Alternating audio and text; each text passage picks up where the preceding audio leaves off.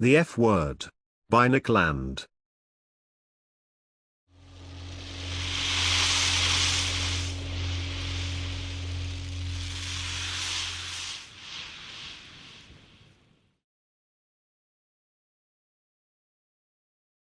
Fascism is back, apparently. At the very least, it might be getting more interesting to talk about. In the period immediately following World War II, both of the triumphant blocs moved rapidly to define the word fascism expediently. The critical objective, on each side, was to emphasize those features comparatively understated in its own domestic version of the phenomenon, in order to underscore the impression that they had unambiguously sided against it. Fascism was, definitively, that thing recently and at an enormous cost, defeated. The immense sacrifices, and, in fact, progressive fascist reconstruction of society that had been accelerated during the war years, was justified by the crushing defeat of an absolute evil. Distinction was imperative. Thus, the Soviets drew particular attention to the comparatively muted anti-capitalism of the Axis powers, while the Atlantic Allies concentrated upon the exotic trappings of German anti-Semitic Aryanism. It is particularly notable that the predominant Western definition of fascism is remarkably maladapted to even the most basic comprehension of the Italian original, and that both Western and Soviet anti-fascist narratives are compelled to downplay the revolutionary socialism of its roots, in both its Italian and its German variants. This is all understandable enough, but it grotesquely mystifies the reality of fascism, which was epitomized, universally, by the 20th century war economy. Every major contestant of World War II, including the great Asian powers Japan and China, developed fascist governance to an advanced state. The essential feature was state seizure of the economy's commanding heights in the delegated, and integrated, popular interest.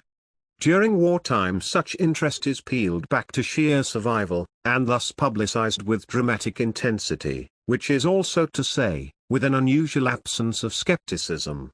Fascism is therefore broadly identical with a normalization of war powers in a modern state, that is, sustained social mobilization under central direction. Consequently, it involves, beside the centralization of political authority in a permanent war council, a tribal hystericization of social identity, and a considerable measure of economic pragmatism. Fascism is practical socialism, distinguished from its dim cousin by its far more sophisticated grasp of incentives, or of human nature in its motivated individual and tribal particularity. When compared to universalistic communism, fascism's practical advantages are such that actually existing socialism always soon turns into it. National Socialism and socialism in one country are not sanely separable things.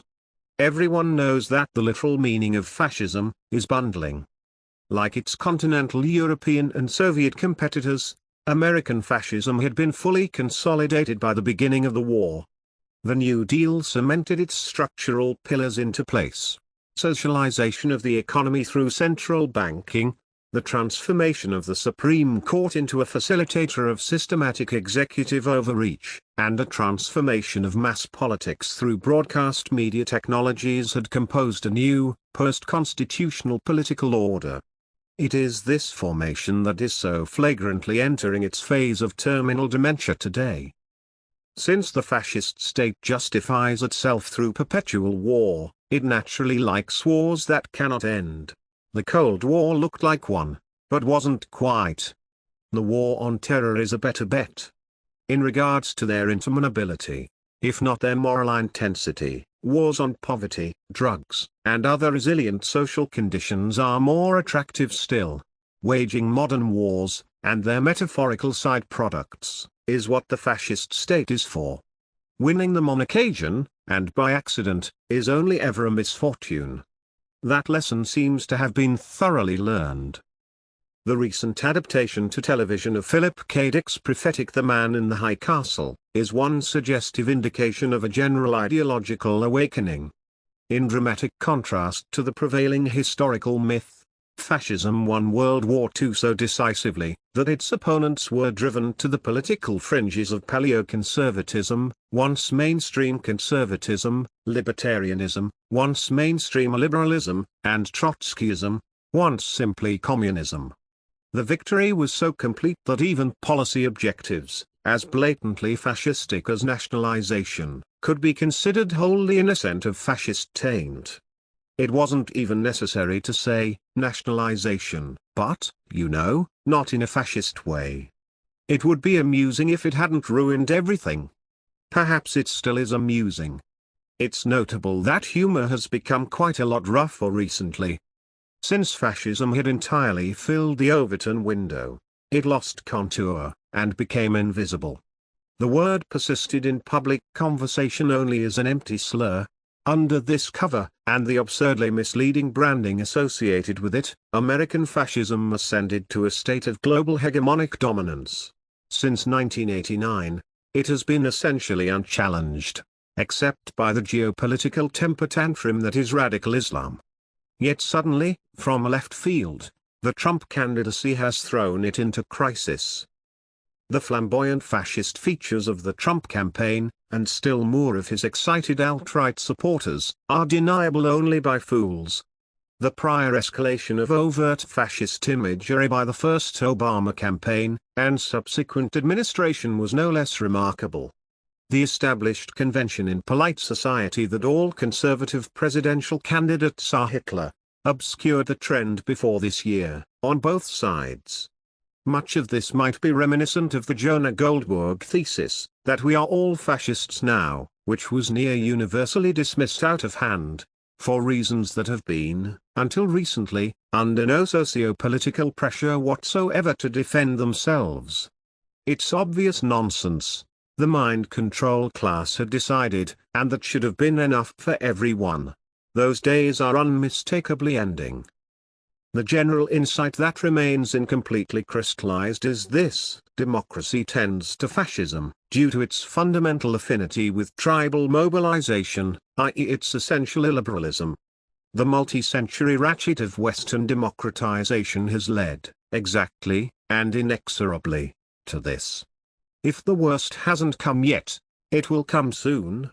We are all close to seeing that now.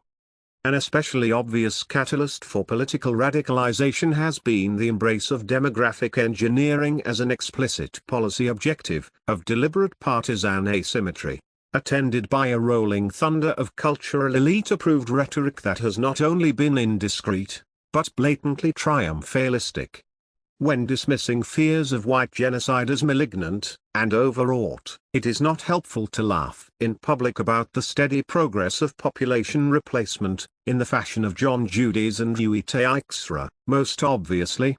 At some point, Bertolt Brecht's most celebrated example of devil's advocacy, would it not be easier for the government to dissolve the people and elect another? Switched ideological polarity to become a bitter outright joke. The new American demography is really going to screw you guys over, is funny as hell, until, suddenly, it isn't. There's been a lot of laughter in 2016, but not much smiling. Perhaps it won't be so long before people realize what they've done.